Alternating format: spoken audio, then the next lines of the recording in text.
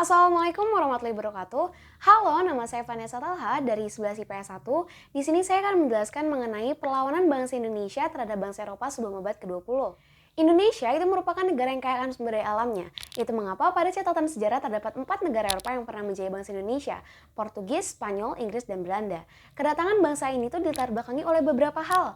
Mereka bilang bahwa mereka ingin melakukan kerjasama ataupun membuat kebijakan yang bisa dibilang untuk meningkatkan kesejahteraan bangsa kita. Namun pada nyatanya, kesepakatan ataupun kebijakan ataupun perjanjian-perjanjian yang disepakati ini memiliki makna terselubung di belakangnya yang pada akhirnya membuat rakyat itu lebih sengsara. Hal itu membuat gelombang perlawanan terhadap para penjajah pun mulai bermunculan. Misalnya serangan Adipati Unus di Malaka, perlawanan rakyat Tanah Rencong di Aceh, dan perlawanan rakyat Ternate.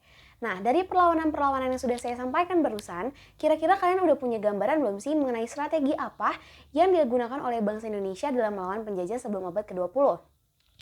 Perlawanan-perlawanan tadi itu tuh menggambarkan bahwa perlawanan ataupun perjuangan mereka itu masih bersifat kedaerahan. Jadi sebelum abad ke-20, gagasan tentang negara kesatuan Republik Indonesia itu masih belum berkembang. Jadi masyarakat itu berjuang bukan untuk negara Indonesia merdeka, tetapi bagaimana cara mereka untuk mengusir para penjajah dari daerahnya.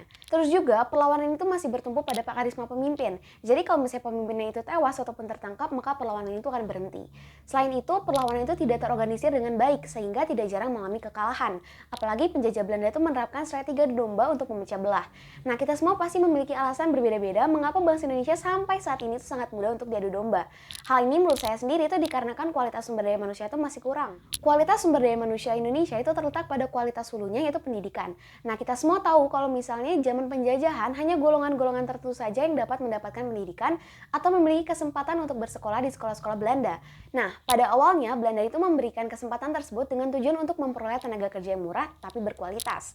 Namun ternyata justru kesempatan itu melahirkan golongan terpelajar yang kemudian memimpin perjuangan melawan kolonialisme Belanda. Nah, itu mengapa sesudah abad ke-20 perjuangan itu dipimpin oleh golongan terpelajar.